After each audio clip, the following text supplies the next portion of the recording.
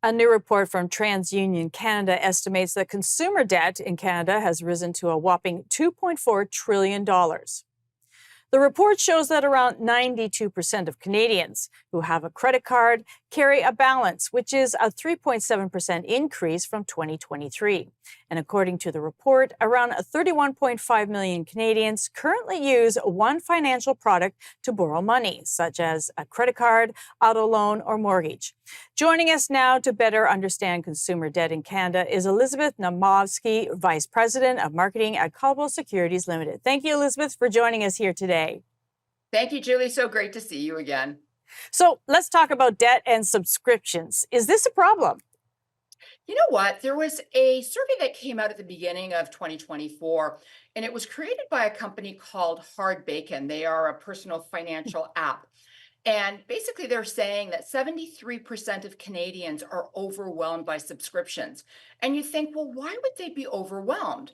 Number one, how many people subscribe to a free subscription? And it's free for a month, free for 3 months, free for 6 months, free for a year, and they forget about it.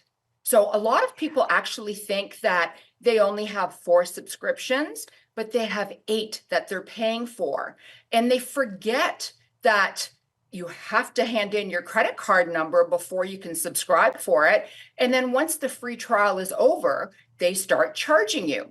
And the problem with this, it's very easy to subscribe for a free whatever subscription there is, but it's a little bit more difficult to unsubscribe because you have to get on the phone and you have to talk to them to say, I no longer want this. So they've made it a little bit harder for people.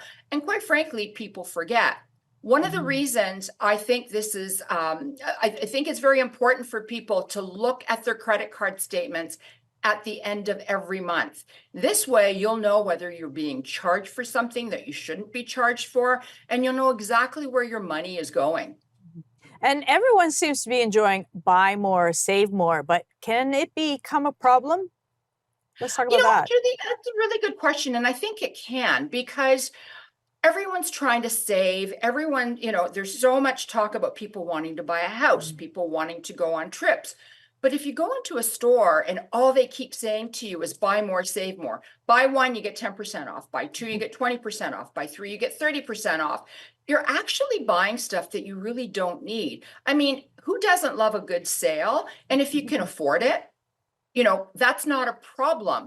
However, you start getting into this mindset saying, well, if I buy 3, it's 30% off. Do you really need 3? Yeah, and you always advocate to save $5 per day. Will that actually help? I believe it does. I had lunch with a friend today, and she said, every time I see a $5 bill, I think about you, and I think about saving that $5. And I think that's a great mindset to get into. You save $5 today, it's 10 tomorrow. The end of the month, it's $150 or $155. And at the end of the year, it's $1,825. And that's a great little emergency fund because we're all getting surprises right now. We want to make sure that we are financially set so that if we do have a little setback, we've got that little cushion there for us. There are many who work in the gig economy and rely on tips and a non-traditional pay. What would you say to gig workers? Gig workers and people who get bonuses as well. A lot of times people will take the entire bonus or they'll take that entire pay. But what happens is they kind of forget about tax time and tax season. So let's say you get a bonus for $10,000, which is quite a bit. You should take 5,000 of it and put the rest towards taxes. So that way you won't be surprised at the end of the year or scrambling to try to come up with thousands of dollars that you need for taxes. So if you're working in the gig economy, absolutely start squirreling some money away so that you're not panicking at the end of the year. Thank you so much for joining us. Always great insight. Thank you, Julie. Take care.